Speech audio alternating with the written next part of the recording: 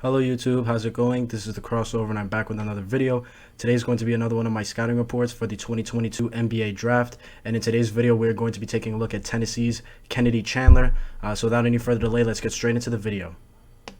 Moving on to some stats regarding Kennedy Chandler. He is 19 years old, stands at about 6 feet, weighs about 172 pounds, and has a 6'5" wingspan. Pretty impressive physical profile for the young guard, considering the fact that he is only 6 feet. You know, you really like that he has that plus wingspan to help him out, and as well as that 172 pounds, he really carries that weight well. But we'll talk more about that later.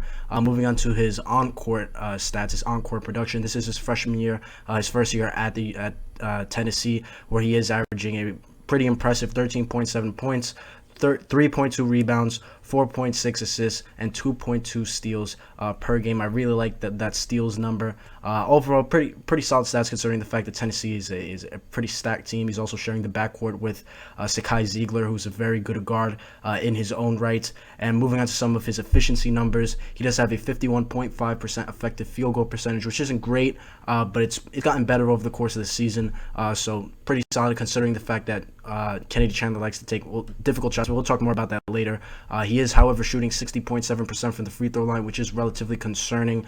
Again, I'll talk more about his free throw numbers later. He also does have a three-point attempt rate of 32.7%. I say it every video. For those of you that don't know, in case I have new viewers, I always include three-point attempt rate to kind of give us a glimpse into the player's shot profile. And as we can tell, a good diet of Kennedy Chandler shots come from the three-point line, but not as much as some of the other wings/guards that we've taken a look at so far in this video. And he also has a pretty solid 25.1% usage rate, which is pretty high, but you also have to keep in mind that he's not dominating the ball as much as he would at another university, simply because, as I stated before, you know, Tennessee is a stacked team. You know, they're a ranked team in the nation for a reason.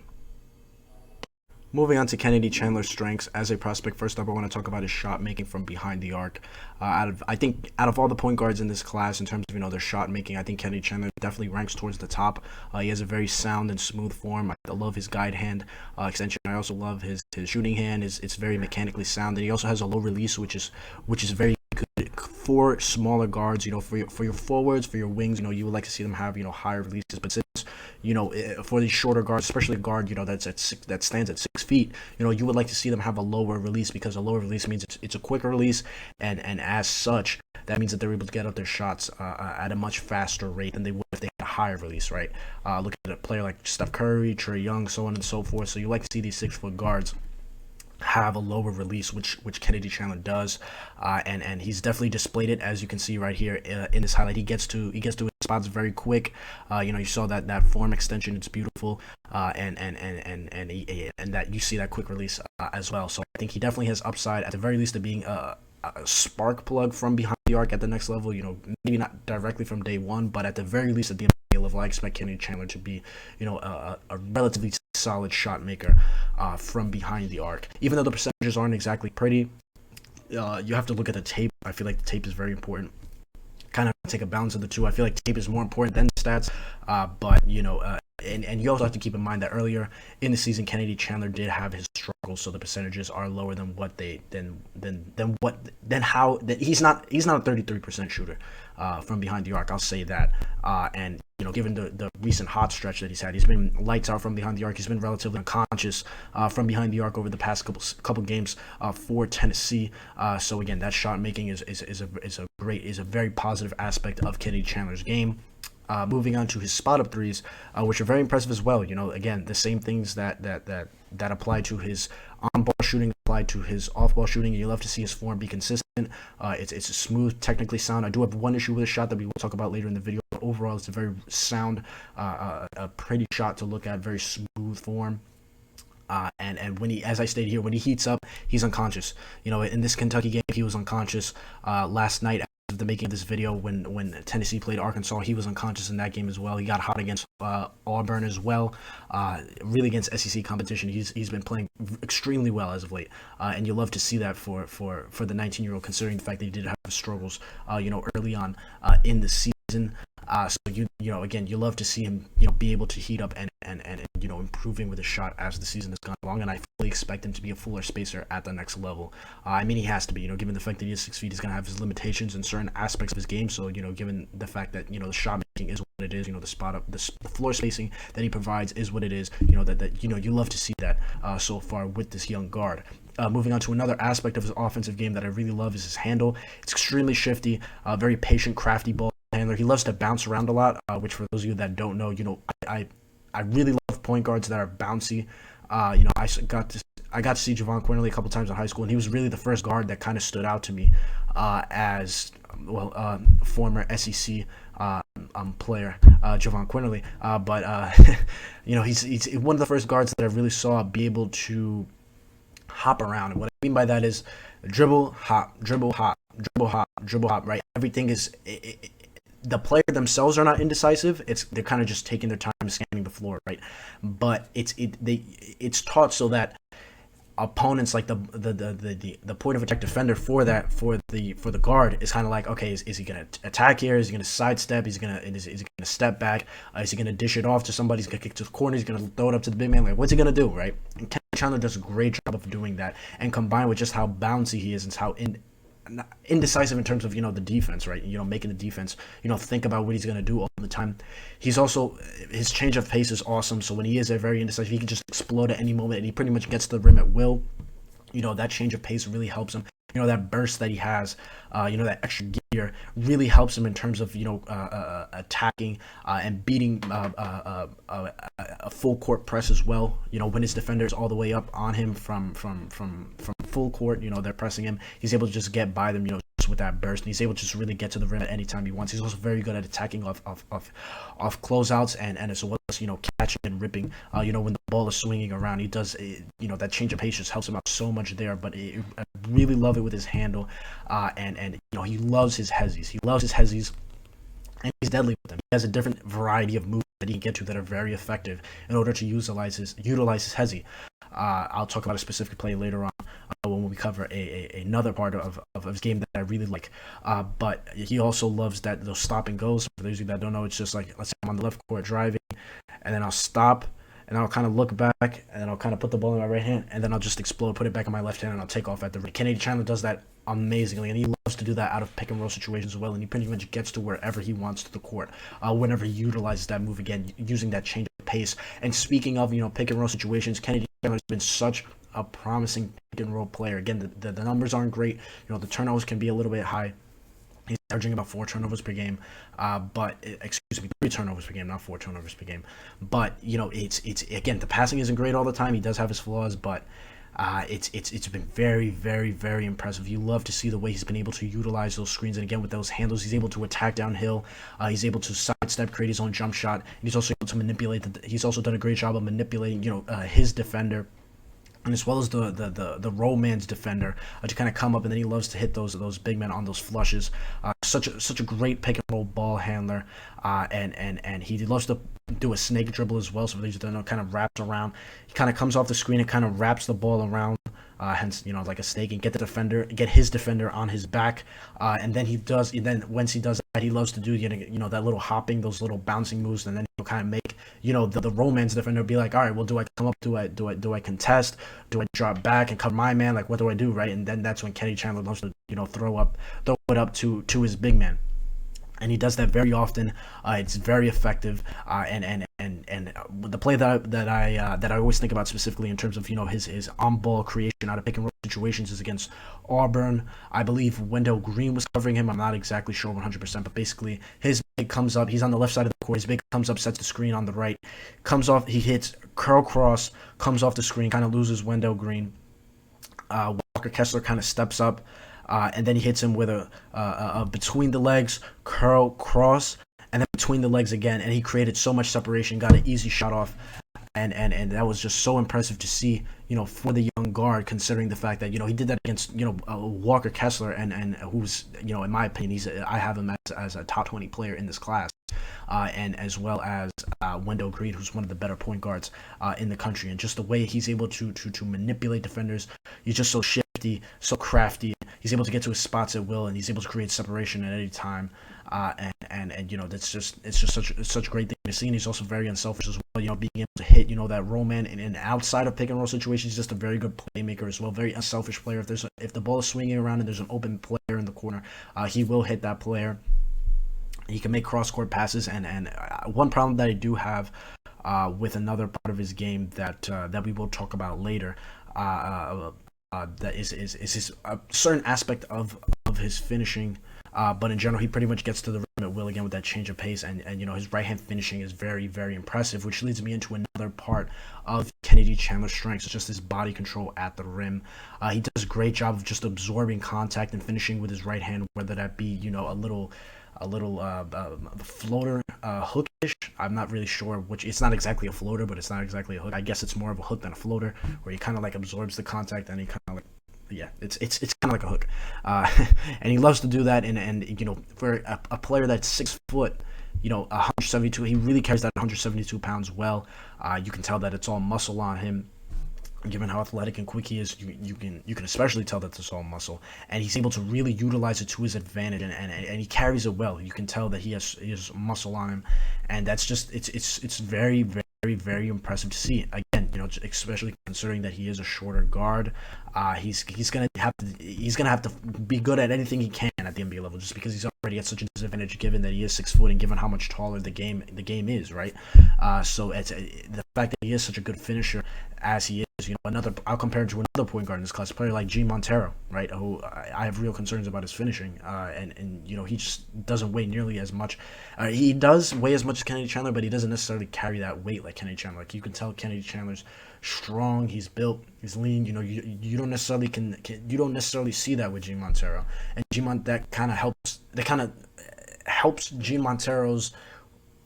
Not necessarily helps, but it emphasizes his weakness around the rim, because he's not strong enough to absorb that contact out while Kennedy Chandler is. So that's very impressive. You love to see that for him, and his right hand finishing is just so impressive. He's able to do up and unders, finish through contact, and again, that body control is just so impressive for such a small guard. And that's about it for my strengths on the offensive side of the floor. We're going to move on to the defensive side of the floor, where I think he's a very solid prospect as well. What really stands out to me regarding Kennedy Chandler's defense is that he's an awesome point of attack defender, very feisty, very physical point of attack defender. And even though he is 6 feet, he loves to use his body. He likes to go body to body on other ball handlers, and he's very laterally quick as well, which allows him to stay in front of other ball handlers, which I could see being a problem at the NBA level, just because he is very physical. I think because he is so small, I think he gets away with a lot of fouls. Especially when he switched on to bigs. Like, he really grabs people. And I think that it could be called, I know that the NBA is going more towards, a more physical game given the way it is being refereed now. But still, he's very physical. But you love to see that. You love to see the passion and aggressiveness that he does play on defense, and he does a great job of utilizing his hands defensively. Very active hands defensively, especially on ball, where he likes to poke away the ball from whoever he's defending, and he also utilizes that very well as a strong side defender. I think he does have some flaws as a strong side defender, but overall, very effective, given that he is able to kind of slide in and at the very least swipe at the ball, kind of make the ball handler kind of think about what he's doing, and a lot of times he does end up with steals, given the fact that he is averaging those 2.2 steals per game. Moving on to some of the concerns I have regarding Kennedy Chandler. First up, I want to talk about the shooting, and in my opinion, the main reason why his numbers don't look as pretty as they should, or I don't think the numbers tell as good of the story behind how good of a shooter he really is. But I think the main reason why he is a bit inconsistent is because of his shooting pocket. And Kennedy Chandler, well, I'll just demonstrate, because I'm a lefty, but Kennedy Chandler's shooting pocket is kind of like right in the middle of his face, so when he rises up, it kind of like blocks his view. And I feel that since I'm a lefty, I guess for Kennedy Chandler it's kind of like this. So I feel like if he moved it a bit to the side, just a little bit, I feel like having a clearer view of the basket when he's shooting would definitely help. I feel that this is very, very, very evident at the free throw line. because you could just tell that it messes with him, because a lot of the times the shot just kind of hits, the back of the rim, and I feel that it's he can't see. He can't see the rim, and a lot of times it either hits the back or the front of the rim, and I feel like part of that is in part due because at the free throw line he just doesn't get enough elevation on his shot. He doesn't even really bend his knees at all. He doesn't bend his knees, he doesn't jump, he doesn't really do anything at the free throw line, and then he's blocking his view with his hand. So I mean, if you can't see, you're not getting any elevation at 6 feet. I mean, obviously you're not going to be the prettiest of jump shooters. So I feel that moving that shooting pocket a little bit to his right, so that it's not necessarily blocking his complete view of the basket, I think would be very beneficial for Kennedy Chandler in terms of his efficiency numbers. And I feel that another weakness of his right now is just the decision making. Again, as I said before, it's he's shown great flashes, but again, it's not perfect. A lot of times he'll try to thread needles that just aren't there. Try to throw like a little dump offs when the big man is rolling that just don't need to be thrown.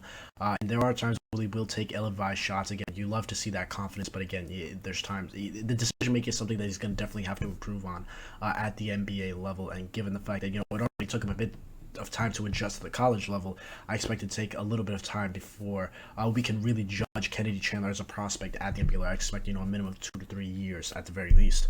I feel that it can improve. I feel that it will improve. He's a very high IQ player, very hard worker. So I expect it to improve, but it is still something that needs to be improved on right now. Moving on to the part of his finishing I'm concerned with, it's just his left hand. He doesn't necessarily use his left hand all when he's finishing. Again, as I stated before, in terms of his passing, he's a bit of ambidextrous. He's able to utilize different passes with both hands. However, with finishing, it's a bit weird because he doesn't finish with his left hand at all. Even when he's left on the left side of the basket, even though that right hand, inside the finish, it works for him. I feel that at the NBA level, he's gonna have to add that left hand to his package. Again, as I stated before, everything. If you're 6 foot, you're gonna have to make up for that height in terms of you gotta be perfect. You gotta be perfect. So I mean, I love that the right hand finishing is what it is, but that left hand finishing, it needs to improve. He needs to at least attempt sometimes, because that right-handed layup's not always gonna work all the time, right? I understand that it's done him a service so far in his collegiate career. However, at the next level, when you got guys like Giannis or Joel Embiid or who else is a great shot blocker, Rudy Gobert, those type of guys, you're gonna have problems. They're gonna send your shot fine, especially when those guys are 7'1", 7'2", extremely agile. It's going to be a bit of a wake-up call for Kennedy Chandler. So I feel that left hand is something that he needs to work on in terms of it's his ability to finish with it. And outside of that, moving on to the defensive side of the floor, and I've recently got into a bit of an argument with somebody regarding Kennedy Chandler, and regarding this aspect of his game, and I feel that this is a really big problem with me because even though he is very alert, very feisty, he's a very pesky, on ball defender. When he has to get through screens, whether that be as the point of attack defender in pick and roll situations, whether that be off ball movements, he struggles. He struggles a lot. And in pick and roll situations, he tends to not be able to get over, and then he kind of tries to swipe away from behind, and then that kind of just leaves his big man in a terrible position, because now he has to guard two people, right? And most of the time they're playing SEC competition, so that means he's got to step up and guard Ty Washington or Severe Wheeler, or give up a dunk to Oscar Tshiebwe, or step up and guard Wendell Green, or give up a lob to Walker Kessler, right? So I'm not really exactly sure how he's going to fix that. I mean, of course you can develop your IQ, and I remember the person that I was debating with was kind of like, oh, well, you see smaller guards be good defenders, and it's like, how many smaller how many 6 foot guards are actually capable of being able to get through screens like that? Chris Paul, Mike Conley a couple of years ago, Kyle Lowry, there's not a lot. A majority of them struggle. Patrick Beverly maybe. But, even those guys, some like a Patrick Beverly can be attacked physically against bigger competition. A Mike Conley can be attacked physically against bigger competition. Chris Paul is the non-norm, and Kyle Lowry too, because that's what makes those guys special players. Chris Paul is one of the 4 or 5 best point guards to ever play the game. Kyle Lowry is a borderline Hall of Famer in his own right. So comparing Kennedy Chandler to those guys, when a majority of 6 foot point guards just end up not being able to do this is a bit. I don't like the comparison, and I fully expect, and especially he tries, but then he kind of gives up sometimes. He kind of tries to swipe away from swipe from behind. So it's like, I don't know, and especially off ball when there's like multiple screens, especially when it's like a floppy set. Or if he's up against a Spain pick and roll, he really struggles. He really struggles. Just because it's too much to get around. And at the end of the day, I don't know again how much he improves on it, just because he's so small.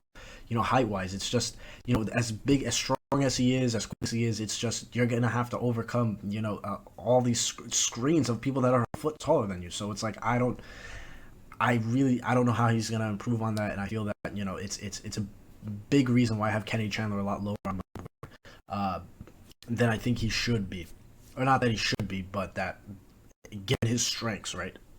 And the final weakness that I have regarding Kennedy Chandler is as I mentioned, his strong side defense is strength, but at times I feel like it can be a weakness.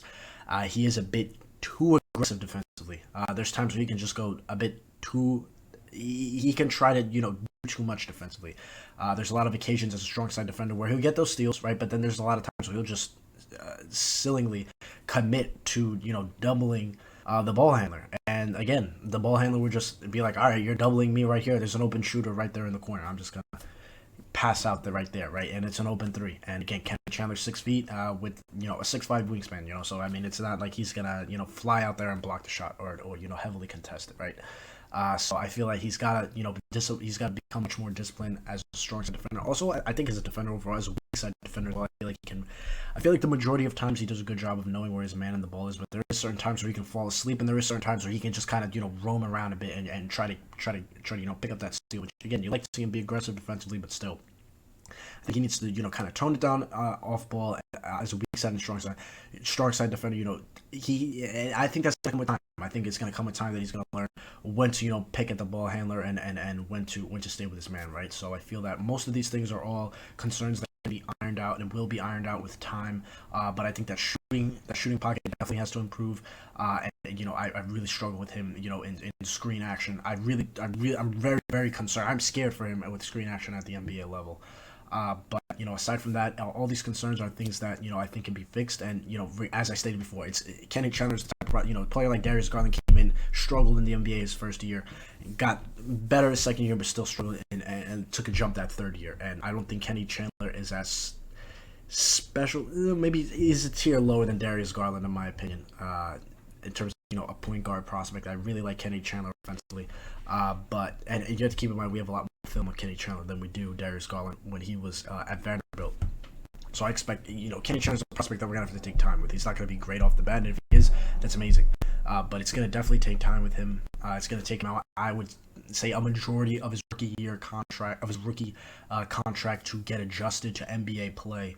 But he's definitely a player that I'm very interested in. I have him right around the low teens, high 20s on my big board. I believe he is the third best point guard on my board.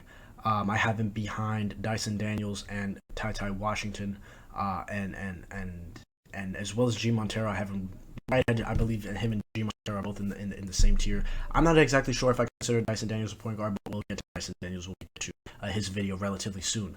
But yeah, Kenny Chandler, very impressive prospect in my opinion, right in the middle to early teens, late teens, early 20s prospect for me. And that's the end of the video, guys. Thank you so much for watching. Let me know what you guys think about Kenny Chandler in the comments below. Do you guys agree with my assessment of him being, late teens, early 20s kind of player? Do you guys think he should be higher? Do you guys think he should be lower? What do you guys see his ceiling being at the NBA level? Let me know all that in the comments down below. And aside from that, that's the end of the video, guys. Please subscribe if you haven't already, and share it with a friend if you have. I want to keep growing the channel, keep growing the community that we have here. And aside from that, that's the end of the video. Thank you so much for watching. Please take care, guys. Peace.